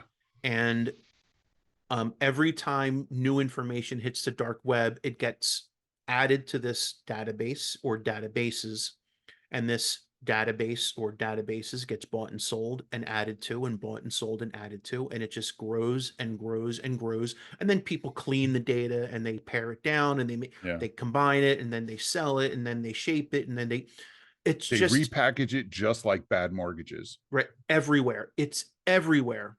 And Yeah. every time you give out your information, you're just adding to that database. Information that is already there can be combined with the new information. And now it's like, oh, okay, now we have more information to use to spoof you, to spam you, to um, make it look like you're sending emails to somebody else that look Yeah. legitimate so they can scam your friends. So it's really, really dangerous. So just never give out your information. Use, excuse me, use the secure messaging or the messaging services through the apps. Like if you're selling on Facebook Marketplace, use that messaging. Yeah. Don't People are like, communicate. Yeah. give me your Communicate through Facebook. number. No, you don't need my No. number. You're going to call me through this. Do it through this. That this is how we will communicate. If you're selling on Craigslist, different story. You're probably giving them your email, but keep it email. There's no Yeah. reason people need your phone number. You just don't do that. Well, and one of the things that I've done is I set up a throwaway Gmail account and I got a Google Voice number. So on the rare occasions, I use this throwaway email account for all of my online transactions. They want your email address. I give them this one. Um, if I got to, create an account on a site that's a little sketchy, I use that one. Right. If somebody wants to send me a link, and by the way, they want to send me a link where click on this link for more information. Don't click the link. It's We'll not get more there. information. Yeah, We'll we're get getting there. there. We'll get there. So I keep a throwaway Gmail account and a Google Voice number that I can use for online selling. Okay. And then anything like that, I also have a PayPal account for that Gmail address, and it's connected to a bank where that's the only account that I have at that bank. Mm-hmm. And I instantly, anytime money goes into it, I transfer it out, and I only leave in enough money to keep from having to pay fees. Mm-hmm. I think it's $50 at this particular bank. Mm-hmm. So I have a basically a sheltered bank account and a sheltered email address and a sheltered phone number that I can use for any transaction I'm not 100% sure about. Yeah. Which is So almost all of them. yeah, you mentioned links, Wes, and when you I did did. that, I have to tell you, You triggered me. Yeah. I'm Oh, it's a triggered. trigger for me too. That's why I put it at the end, because I'm liable to start yelling and saying the F word. Dude, Right. So so you get an email or you get a communication that says, hey, click this link to get more information, or they want, or to put your information, they want you to give them information so they can verify your identity. And then should you click on the link, Andrew? What happens? Wes, you know, here's the emails I got just today. Oh no. They went to my spam folder. My Netflix account has been compromised. I've been getting those. Yeah. I have to click my link or I will lose my Netflix account. My Hulu account as well. Apparently, I cannot pay my bills. Yeah. Um, there's a UPS, FedEx, and DHL package waiting for me. Waiting If for you me. just click this If link. I would just click the link to verify my address, they can send it. Yeah. Today, I got these today. And do you know what I did with those links, Wes? You did not click on them. I shat on them. I shat. I defecate on these links, Wes. I don't click the links. Should you Whatever you do, you should never click. Netflix is never going to email you and tell you there's a problem with your account. they're just going to shut it down. Yeah, they're just going to shut it down, and then you have to contact them. Right. Reed Hastings does not give a shit. He's going to shut it down. Yeah. Yeah. And another one is on Facebook. If you manage a page for like a business or something, they're sending out messages that say, hey, your page is in danger of being shut down because it violates these Facebook rules. And they mock up a very convincing looking message that has a Facebook logo and everything in it, and it's bullshit. It is a scam. They are trying to get you to click that link so they can either get information from you or install malware on your computer because you just click the link that lets them do that. Yeah. You know, Wes, also today alone, Today. it happened today. Is this a safe space to talk about this? It is. It is. Okay. Please consider it as such. I got a link selling. They care about me. So they want me to know. They care about you. There's hot European models that want to sleep with me. Yeah. They're also very concerned that I can't get an erection. Crazy. And that when I do, it's too small. So they want to sell me pills for that. Yeah. If only I'd click on the link, Wes. And you know what I did? I didn't click the links. Why, Andrew? Because never click the links. That's because why. I'm happily married and I don't need those European models. And yeah, I don't have a problem down below. And if I did, I wouldn't be buying a pill from clicking a link in an email. I'm not clicking the link. The link. I would talk to my doctor about a treatment plan that was right for me, but I would not click the link, Wes. Let me tell you what happens when you click the link. Andrew, tell me what happens when you click the link. Let me know if you've heard this story or if you have any experience with this. I think you might. So many moons ago, we bought my dad an iMac. Okay. And then also years later, an iPhone. Okay. And you know, I don't know if you know this about old people. They email a lot. They can't stop emailing, Wes. Yeah. These yentas with their free time, they cannot stop emailing. And what do they email? Chain letters, chain emails with PowerPoints with jokes in them. Sometimes links and PowerPoints with softcore pornography. Yeah. You know, when you're dirty old men, and more links, and and more, click the link and say a prayer and do this and do that, and you'll have 7 years of good luck. And it seems harmless. It they really does. It spend seems harmless all day receiving and forwarding emails and clicking every link in those emails. So my father, after several years of this behavior, and of years of me warning him not to click links. He told me he fell victim to ransomware attacks Oh, oh, because he clicked twice, the link twice, twice. twice. Oh, Oh, you got balloons for that one. Zoom, how inappropriate. So twice, not once, Twice. Wes, but he told me after it happened the second time. So I know the first time his computer got locked and they asked him for a reasonable amount of money for someone on a fixed income and retired. ten Couple thousand $100 dollars. probably. A what? $10,000. Holy shit. Yeah, 10 grand. He could have bought 5 new iMacs for 10 grand. He paid that. Well, they threatened Yeah. him. They threatened him. So he sent the money and he didn't tell me about it. And No, his of work, course he didn't. because He he was knew embarrassed. I'd be very upset with him.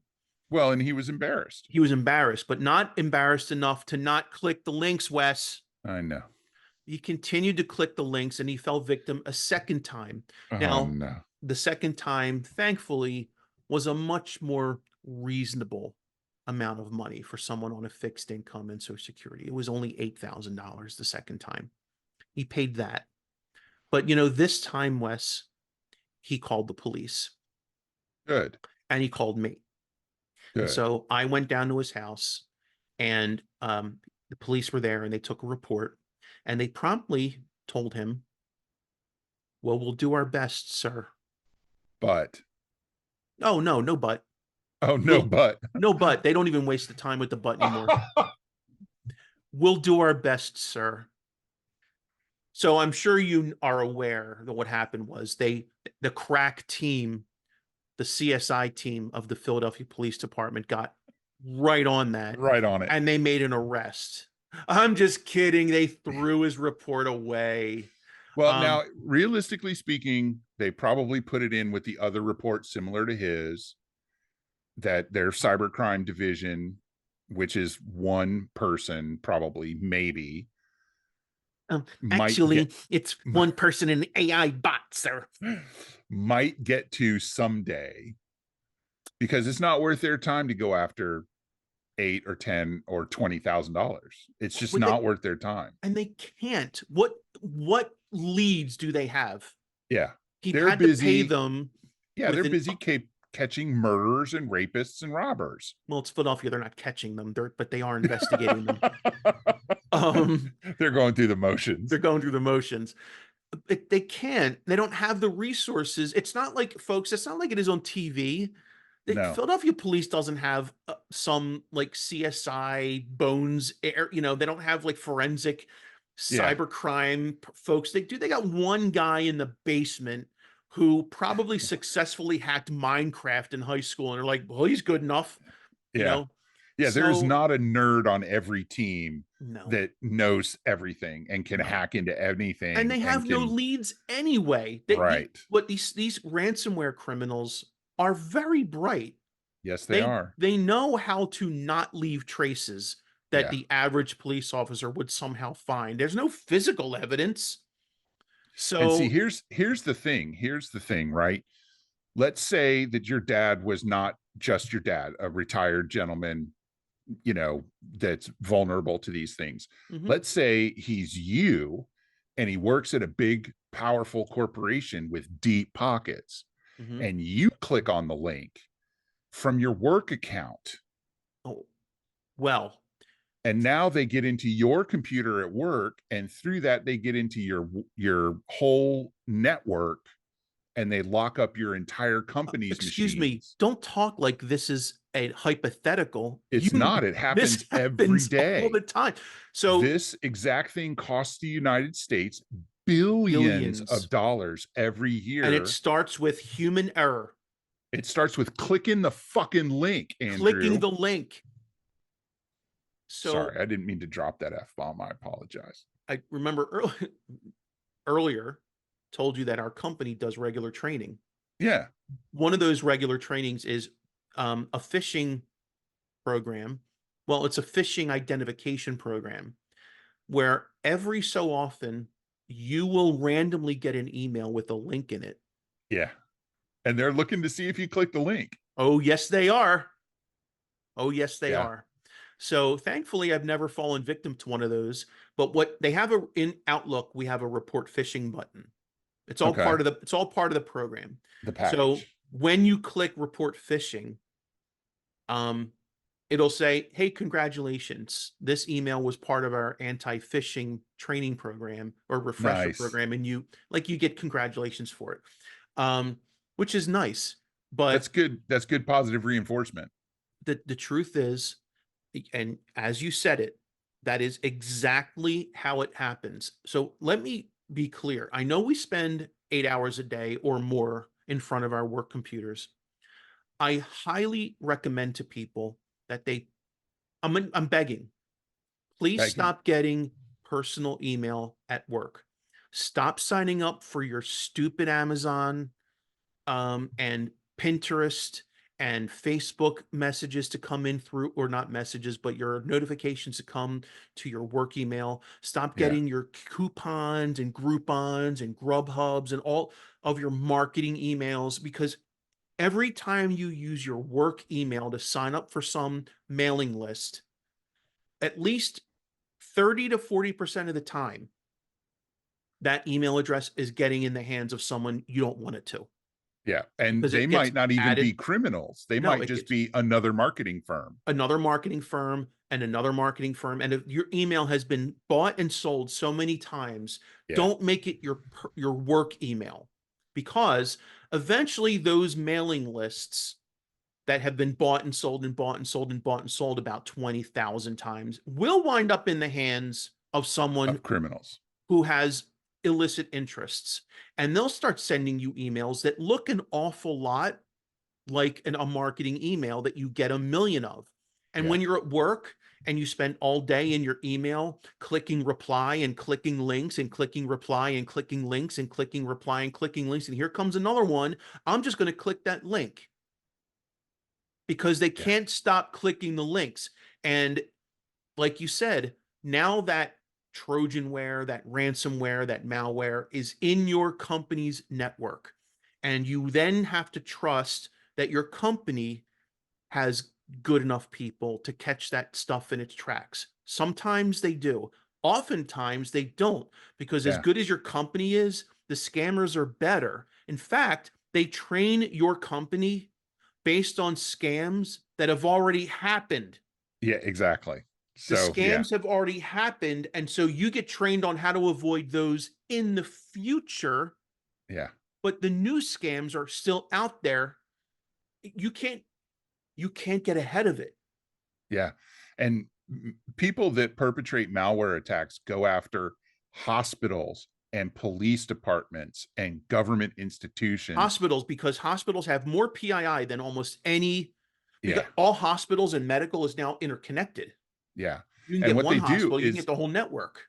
before they encrypt the network and lock you out of it, they exfiltrate or steal all of the data. So they've already gotten the data. Now they shut you down so you can't get into the computers, and you pay for, theoretically, you pay the ransom to get access, to get the decryption key, and they turn around and sell the data. So they're making money twice. Yep. You and your company usually don't know it's happened until it's It's too done. late. Yep. Till it's done.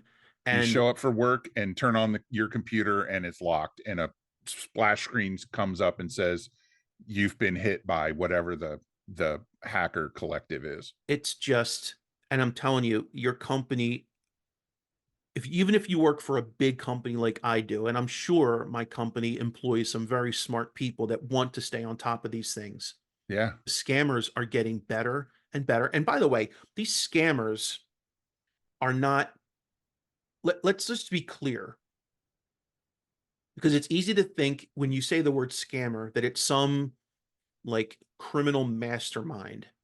No. Dude, sometimes these people are basement dwelling RPG players Yeah. who are snacking on Doritos and in their spare time They're just made scamming you. $5 million from some humongous company. Dude, the guy who the guy who the guy who hacked Rockstar Games. Did you hear Uh-huh. this story recently? No, no, I didn't.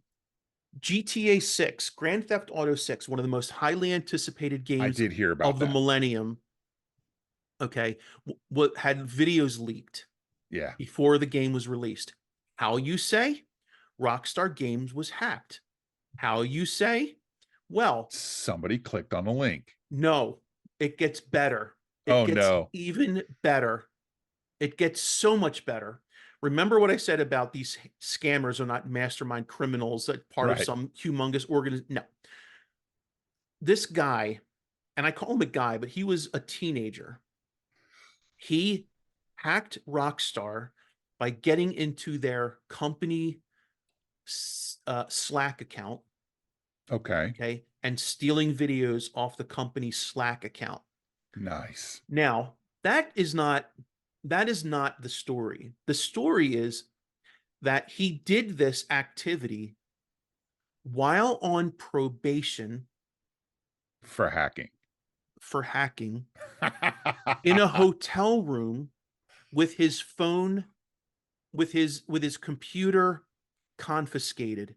He hacked Rockstar Games using his cell phone, an Amazon Fire Stick, and a TV No kidding. in a hotel room while on probation for hacking.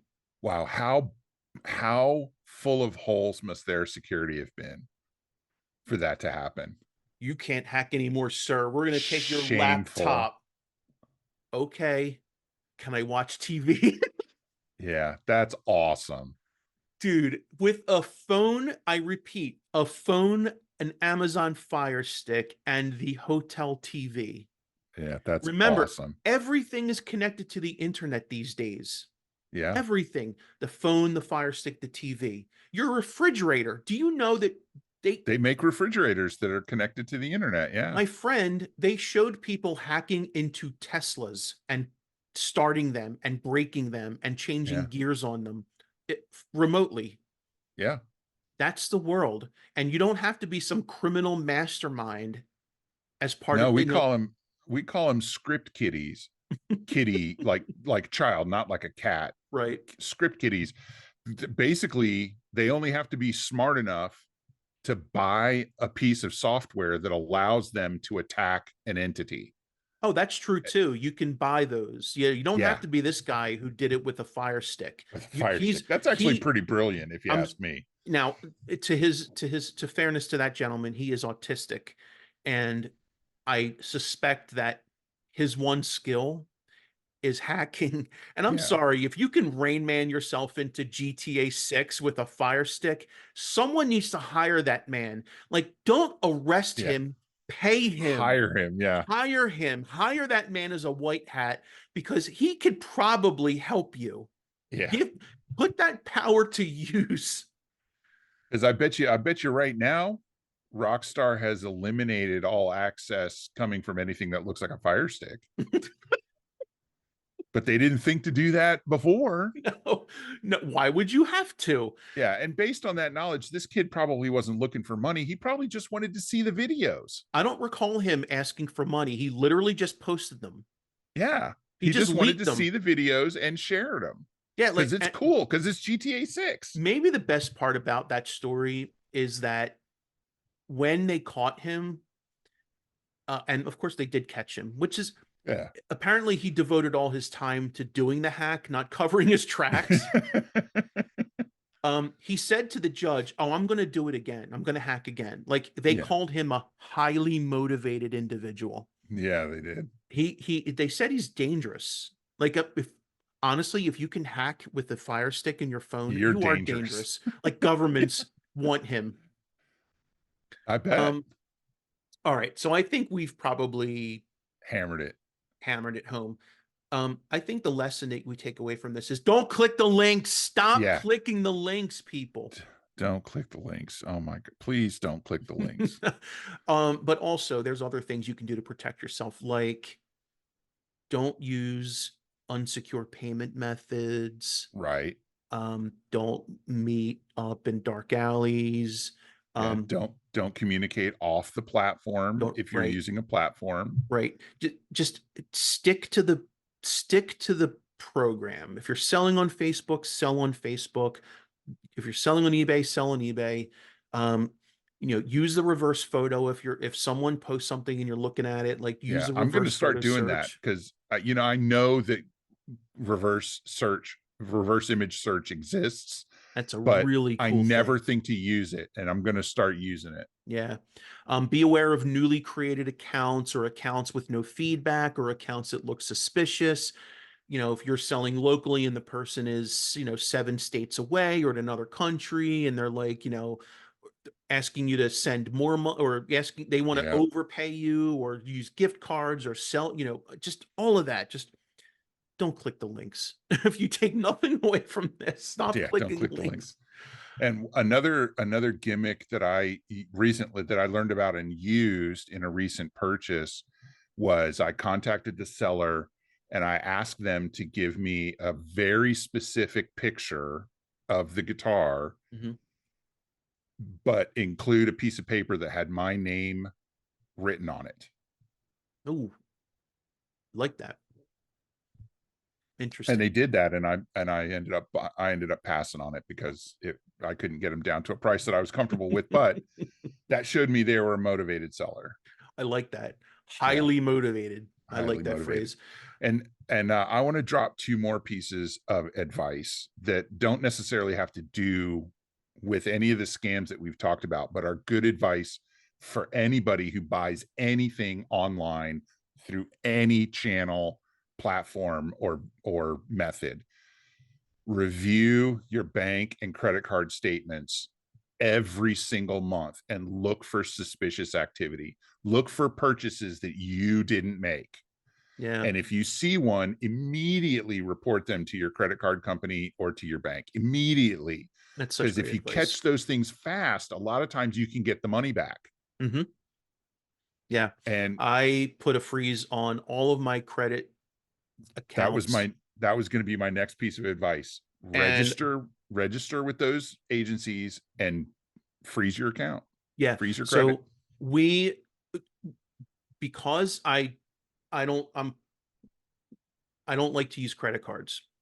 I I don't stopped blame you. years ago. We just made a decision that they're It's a dangerous. slippery slope. Yeah, they're dangerous and it is a slippery slope. Um, so the downside to not using credit cards is you can lose sight of the activity. Like, Right. oh, well, I'm not buying anything. I'm not going to look at the statements. Yeah. Don't do that.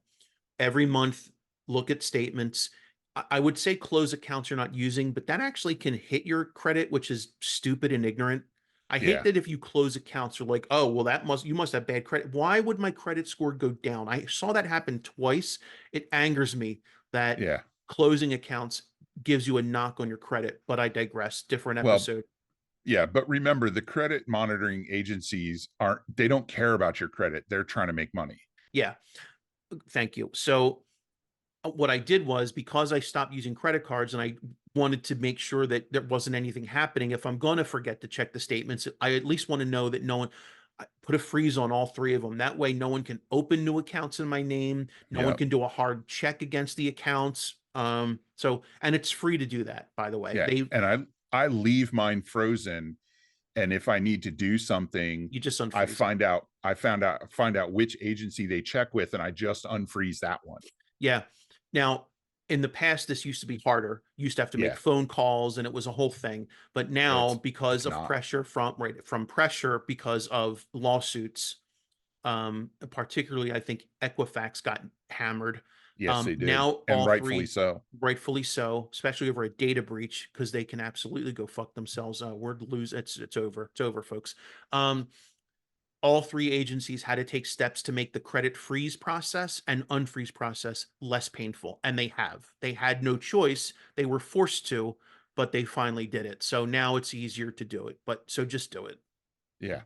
Yeah. And I can freeze my debit card through my bank with the Yep. app on my phone. Yep. So can I. It's brilliant. Isn't that great? Yeah. You can, Yeah. and if you have credit cards through your bank, you can freeze them too, which I Yep. have done. Yep. Yep, absolutely. All There right. you go. So we've All right, done a good service to society today. We've prevented scams and told you not to click links. Is there anything don't left to click the talk? links. Don't click No, I links. think it's just time to say goodnight. How do we do that?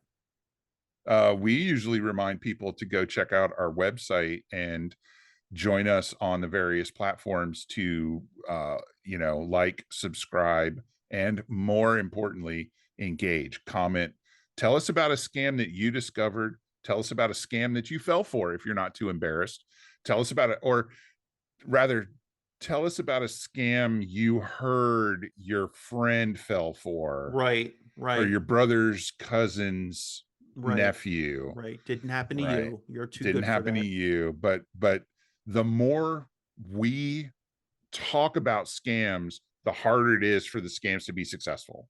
That's right. So share your scam knowledge with us. Share it. Differentstringspodcast.com. Like, subscribe, engage. And Wes, Peace out.